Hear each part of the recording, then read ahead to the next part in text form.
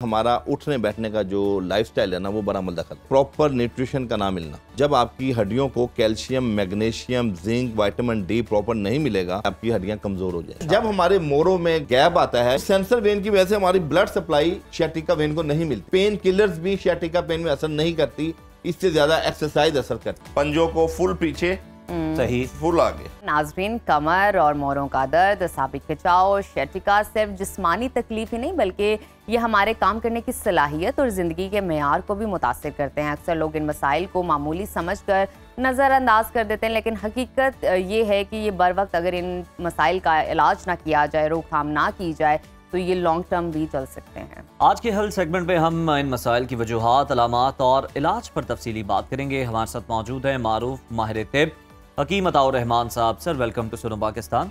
हकीम साहब, बस सबसे पहले ये बताएं कि कमर, मोहरों के दर्द और जोड़ों के दर्द की बुनियादी वजूहात क्या हैं, इनसे किस तरह से आप बच सकते हैं? बिस्मिल्लाहिर्रहमानिर्रहीम। मोहतरम, कमर, जोड़ों के और मोहरों का जो मसला है या असाबी कमजोरी है, ये तकरीबन एक ही फैमिली है, रेलिवेंट है। अच्छा। और मखसूस उसके जो ऑर्गन है उसके अंदर कोई ना कोई डिजेनरेटिव चेंजिंग की वजह से इश्यूज आते हैं। सबसे पहले अगर हम टेल बोन को लें तो उसके अंदर हमारा उठने बैठने का जो लाइफस्टाइल है ना वो बड़ा मुद्दा है। अच्छा। यानी हम लोग सेडेंटरी लाइफस्टाइल से अपनी ज़िंदगी को गुजारते हैं। दूसरे नंबर पे प्रॉपर न्यूट्रिशन का ना मिलना, जब आपकी हड्डियों को calcium, magnesium, zinc, vitamin D proper नहीं मिलेगा, उस सूरत में भी आपकी हड्डियों में ऑस्टियोआर्थराइटिस के इश्यूज, आपकी हड्डियों के अंदर बुरबुरापन आएगा, जिससे आपकी हड्डियां कमज़ोर हो जाएगी। अच्छा, इसमें बहुत सी हिस्ट्रीज हैं। बाज़ औक़ात क्रोनिक डिजीज़ जो होती है वो भी इसमें मैटर करती है, और बाज़ औक़ात एक्यूट इन्फेक्शन भी आपकी मोड़ों की तकलीफ को एग्रीवेट करती है, बढ़ाती है। अच्छा, टेल बोन के अंदर हम अमूमन घरों में आप देखें, बच्चे बच्चियां जब आप सुबह उठते हैं ना तो वो एकदम उठते हैं स्ट्रेट। अच्छा, हमारा बहैसियत मजमूई वज़न चूँकि अब सबके ज़्यादा हो चुके हैं पाकिस्तान में, लाइफस्टाइल खुराकें ऐसी हैं, तो जब हम तेज़ी से यूँ उठते हैं तो हमारी कमर के पीछे आप कहना चाह रहे हैं लेटे हुए एकदम से आप अपने बैक सीधा नहीं उठना, आपने राइट कर्व या लेफ्ट कर्व होके उठना है। आपके जो कूल्हे की हड्डी है वो आपका बोझ बर्दाश्त करेगी। सही। इस तरह आपको सारी जिंदगी कमर की तकलीफ नहीं होगी। इसी तरह मोरों का जो मसला है, हमारे जो निचले मोरे हैं L1 से लेके L5 सीरियल तक, और फिर बीच में गैप, और देन S1, और फिर दुमची, कॉक्सी। अच्छा, ये सारा एक पैटर्न अल्लाह पाक ने इतना मजबूत बनाया है कि वो उसके पीछे हमारा ये फर्नीचर सिस्टम है। जैसे कुर्सियों का बड़ा अमल दखल है, ये भी हमारी मुजरिम है। हमारे कुछ ऐसे बेड हैं जो फैंसी बेड हैं, जो आप लेटते हैं तो वो बाजू का वेट कहीं लो जा रहा है, आपकी बॉडी का वेट हाई जा रहा है, तो वो बैलेंस आउट होता है। उस बैलेंस आउट होने से भी कमर की तकलीफ होती है। ओके जी। हकीम साहब, मैं जानना चाहूंगी, बहुत सारे लोगों को कंफ्यूजन होती है, उनके कमर में दर्द होता है लेकिन उनको ऐसा लगता है शायद उनको सियाटिका की पेन है। आप ये एक्सप्लेन कीजिए बेसिकली ये पेन होती क्या है, किस तरह का असर दिखाती है आपकी बॉडी पे, और कहाँ पर ये एग्जैक्टली होती है? देखें, सियाटिका पेन की हमारी तिब के अंदर 2-3 मेन वजूहात हैं जी। सियाटिका पेन एक ये होता है कि कूल्हे की हड्डी से लेके नीचे सरीन तक, टांग के निचले तक एक बड़ी लेंथ वाली जो है ना एक वेन है। अच्छा। जो आपकी मोरों के साथ, उसके सेंसर वेन जो है ना उसके मोरों के साथ जो है ना वो गुजर रही है, बिल्कुल टच होते हुए। ठीक। अच्छा, जब हमारे मोरों में गैप आता है या हमारे मोरे जो है ना वो थोड़ी सी डिस्क स्लिप होके बाहर को आती है, तो जब वो डिस्क बाहर को आती है ना, वो सेंसर वेन को दबाती है। उस सेंसर वेन की वजह से हमारी ब्लड सप्लाई सियाटिका वेन को नहीं मिलती। जहाँ टांग, जिसको हम लंगड़ी का दर्द कहते हैं, इसको निशा कहते हैं, यानी ये ऐसी तकलीफ है जो इंसान को लंगड़ा कर देती है। हाँ, ये अल्लाह पाक महफूज फरमाए तमाम लोगों को। ये टांग में खिंचाव पैदा होता है, चलना दुश्वार हो जाता है, और पेन इसकी इतनी खतरनाक होती है कि ना काबिले बर्दाश्त। और इवन के पेन किलर्स भी सियाटिका पेन में असर नहीं करती, इससे ज्यादा एक्सरसाइज असर करती है।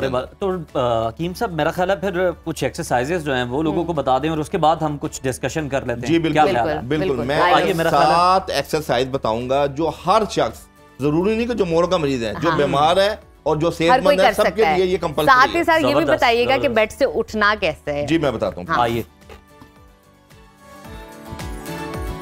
देखिए जी, ये इस मैट कोई बेड तस्वीर करें आप। ये हमारा बेड है, ये है हार्ड बेड। हार्ड बेड है।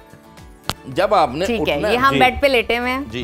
जब आपने उठना है ना तो आपने यूं नहीं उठना। ठीक है। आपने राइट कर्व, ये स्टाइल होगा। बिल्कुल ठीक है। आप ही अपना लेफ्ट कर्व, That यानी means कूल्हे की आपने हड्डी पे आपका shoulder जोर और आएगा। लेग पे Absolutely. वेट डालना है और फिर उठना है। अच्छा, वो 7 एक्सरसाइज हमारी 3 लेट के होंगी, 4 हम खड़े होके करेंगे। ओके। नंबर 1, आप अपने बेड पे हैं, हार्ड बेड है या आप अपने कारपेट पे हैं, तो आपने स्ट्रेट लेट के तकिया निकाल लेना नीचे से। ठीक है। अच्छा, ठीक है, ये देखें, ये पाँव के पंजों को फुल पीछे, सही, फुल आगे। ठीक है। Initially Up and 7 down. Time. जी जी, इनिशियली 7 टाइम। ये किस चीज के, ये कमर की भी है, जी जी, थाई ये की है, लेग की है? पूरे स्पाइनल की है। अच्छा, पूरे स्पाइनल की हाँ, आप। जिसमें जबरदस्त, कमर दर्द भी जबरदस्त। है, कॉक्सी पेन भी है और प्लस आपकी लंबैगो भी है। ओके। ये देखें, ये हमारी 7 नंबर टाइम 1 एक्सरसाइज हो गई जी। दूसरी एक्सरसाइज आपकी ये है, अपनी बिल्कुल टांग ठीक फोल्ड है। करनी है, फिर नीचे करनी है, फिर ये जितनी टांग ऊपर fold- आ सके या इसका जी कोई जी, जितना एंगल पेट है? के साथ लग सकता स्टार्ट में आपकी ठीक है। स्टार्ट उम्मन में। जो है वो कम ही आ सकेगी, ठीक लेकिन है। आहिस्ता आहिस्ता आप ये आपकी कर 2 सकेंगे एक्सरसाइज होगी, बिल्कुल ये ठीक है। तीसरी एक्सरसाइज होगी। आपने इनको मिला लेना है और ये देखें, पहले ठीक 1 बाय है। 1 करना है और हाँ। फिर आपने इकट्ठा करना है। फिर बिल्कुल ये ठीक है। देखें। अच्छा हकीम साहब, इसको हम सॉफ्ट मैट्रेस पे कर सकते हैं? ये तो हार्ड है ना? नहीं, आपने आपको hard भी सॉफ्ट चाहिए। नहीं। अच्छा, ये 3 होगी, मैं आपको बताता हूँ। सॉफ्ट मैट्रेस में जो घर के अंदर कॉमन है उसमें भी आप कर सकते हैं, अच्छा, कोई ऐसा इशू नहीं। ठीक है। हाँ, और चौथी एक्सरसाइज आपकी ये है, आपने रुकू में जाना है। जस्ट अच्छा। रुकू में जाके आपने अपनी गर्दन को फुल ऊपर करके जाना है अच्छा, और फुल नीचे करना है। ये भी बैक की? नेक मूवमेंट आपने जी, करनी जी, है, ये यानी कि अपनी। पूरा स्पाइनल की अलाइनमेंट होती है। ओ हो। अच्छा, 5वीं एक्सरसाइज आपकी ये है, वेट वाली एक्सरसाइज है। जी। इसमें आपने जो मोरे दब जाते हैं, जी। कैंसर वेन दब जाती है, आपने अपनी स्ट्रेट रहना है, अपना गर्दन भी सीधी रखनी है, छाती भी सीधी रखनी है। मैं इस तरफ रुक कर लेता हूँ। जी जी। ठीक है, गर्दन भी सीधी, छाती भी सीधी, और ये कलाई आपकी अच्छा, यूं, इसको यूं खींचना है कलाई को, तो ये वजन ऊपर को जाएगा, इससे वेन आपकी बाहर और निकलेगी। सर के ऊपर से लाना है, बैक Absolutely. से नहीं लाना। ये कलाई यहाँ रखनी है दूसरी, ठीक है, सर के ऊपर। फिर यूं खींचना है आपने।